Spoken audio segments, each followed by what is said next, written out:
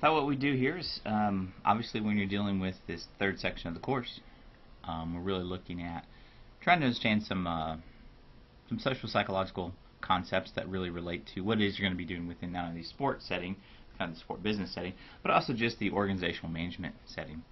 And obviously one of the things we want to talk about is leadership. Well, there's the definition for leadership. One thing that's, there's a lot of different definitions out there, so you can sort of kind of pick and choose whichever one works best for you. But the most important thing, in my opinion, is the understanding of attainment of goals. Okay, and when you think about leadership, it's this idea of getting people to do stuff, movement, evolution, or kind of coming from the original Greek verb. When talking about action, movement, achievement, finishing, and that's what leadership really is about. It's about taking an individual or group and moving them along a kind of an a priori or predetermined path to achieve some sort of predetermined goal. Now, when you look at that and you start thinking about it, that sounds very, very unilateral, very simple. We know that leadership involves influence. But what's the scope of influence? How far do you influence that person or that group? It's very, very difficult, and it's one of those things that we talk about leadership style, and lots of times individuals have to kind of find their own niche. One of the things that I really, really like about this sort of view of leadership is realizing that it's cyclical. Instead of this unilateral movement on a track, hitting these milestones and these mile markers, and at the end you have some sort of outcome goal. And that's fine, and that's great for the goal-setting process. But when you think about leadership, one of the things is you have some sort of environment that all this stuff is taking place, and then you have individuals.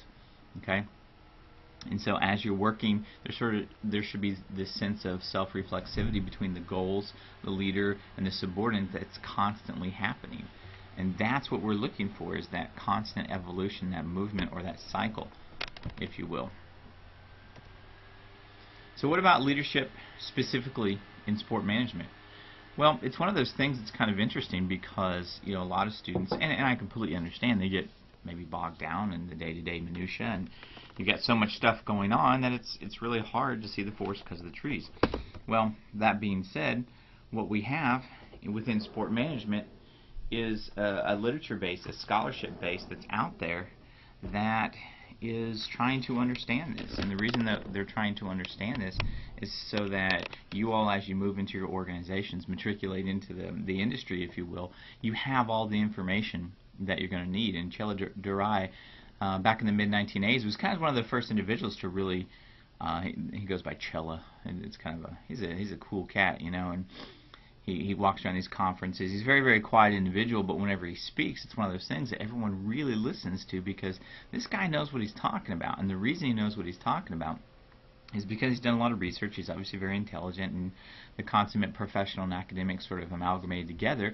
But one of the things that he's done is he's taken research from outside sport and applied it to sport management to better, to build a better literature base, so that we in sport truly understand what it is that we're doing. Sport is unique compared to other institutional arrangements. We know that. That's why we have sport management.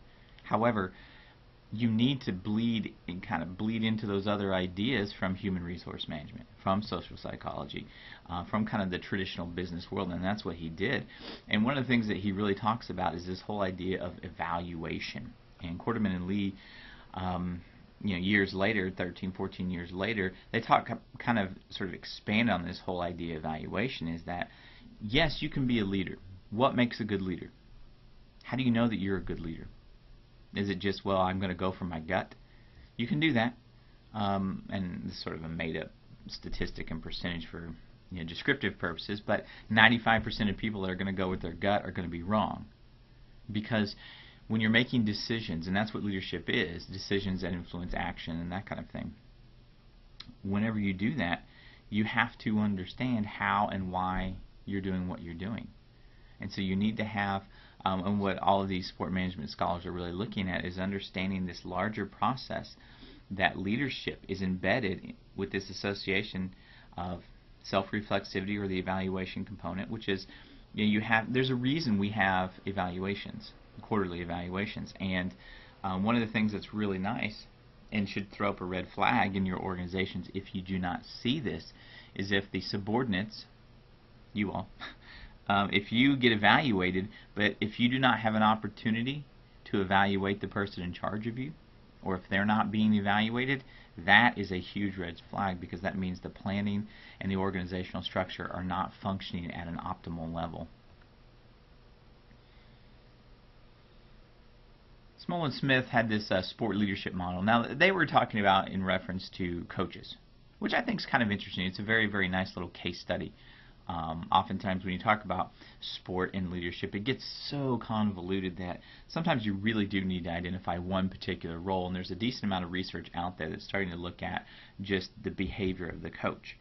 And so as a result, what you have is a very, very simple process. Okay, what the coach does, players are going to perceive, understand, emote, relate to that coach in a certain way, and then as a result, their behavioral response is going to be reflective of that. Alright, so to measure the player's perception of authority figures, for example, what you're able to do is look at their response. Now, what does that mean? Well, look at these desirable coaching behaviors: trust, credibility, fairness, equality, keeping things simple. You know, if you think about SMART goals, realistic expectations. Look, organization, if you look at number 7. Number 8 is provide sport psychology support for athletes, meaning you understand that being an athlete is only one role of their life. Now look at all those different things and think about the former Coach Rice at Rutgers, the men's basketball coach. Look at that process and think about that for just a second. How did that relate to all of these different attributes?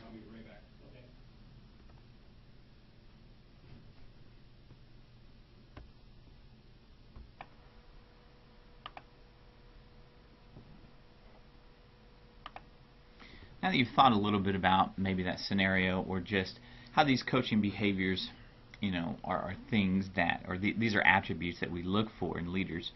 One of the things that you'll kind of dovetail nicely with this discussion of leadership is taking those desirable attributes and then having a clear articulation or recognition that the coach or any other role like that is associated with power. And power, it doesn't have to be negative, okay, but it has this very, very sort of negative sounding definition. Obviously it deals with influencing others, but it has to do with influencing others to do something they would not ordinarily do. So what do you mean? Well, you know, think about it. You're going to be in charge of people, hopefully, once you get your vaunted degree and you move out into the world and the whatever sort of quasi-business setting you're going to be in. And you're going to have to motivate. Just think about the word motivating people. The reason you're doing that is because intuitively they're not motivated. So they don't want to be there. All right. So you're trying to think of ways to influence them. All right. Now sometimes you're going to have to be a little bit more stern than other times. It's based upon the subordinates, the leader, the leadership style, what you're comfortable doing, and then always this whole idea of the environment. And one thing I would sort of caution people is be who you are. You know, if you're someone, you can demonstrate power in a variety of different ways. It doesn't mean that you have to be a naturally charismatic individual, you know, or anything like that. And if you're not an extrovert, then don't try to be one all the time, because it's going to come off as fake. And so what becomes, I believe, important for people, at least in the industrial and organizational psychology world, is understanding how power and leadership interact. And what becomes important in that is this notion that power is not this monolithic idea. There's all these different sources of power. And so I just want to go through these because I think it's interesting, and it really shows you that power is this multifaceted thing. Legitimate power, it literally comes from your title. So I'm in charge, therefore it's seen as legitimate. Okay? So where you are in the organization. Also, you have reward power, which is where you have the ability, and it may be by virtue of your position in the organization or whatever, but you have the ability to provide a reward or incentive system to those individuals. Or if you kind of want to, you know, if that's the positive, the reward power is positive, and then maybe you want to look at the negative, is that Yes, you have the ability to reward, but you also have the ability to punish. It's a little bit more punitive, and so if you're in charge, people are going to not be afraid, because you don't necessarily want that, but they know that you're going to implement some sort of sanction. If you want to think about something like the NCAA, for example, there's coercive power there. Expert power I find extremely interesting, because it means you, in that situation, you have power based upon what it is that you know, what it is that you as an individual, your educational skills and training, what you bring to that situation. And that kind of dovetails very nicely with information power, which is where you are in the organization. You have the ability to influence or control access to how information is going to be distributed within the organizational setting. So if you're in middle management, you have individuals that below you give you information, the people above you give you information. That's a very, very interesting position that you all are going to be in. And then finally, you have something like referent power. And this kind of relates to that sort of very, very archaic idea of charisma. What I want you to do is just think about it. This is not necessarily an exercise you have to spend hours writing down, but I just want you to, at the end of this particular part, because what we're doing is we're dividing the leadership lecture up into different parts to make it a little bit more manageable. And so as you kind of finish this lecture and close it down and then go to the next one, think about some different leaders within sport organizations, and think about what kind of power are they associated with. And what that's going to help you do, hopefully, is really understand not only these different typologies of power, but really how influential and nuanced power is with its relationship to being a quote-unquote good leader within an organizational setting.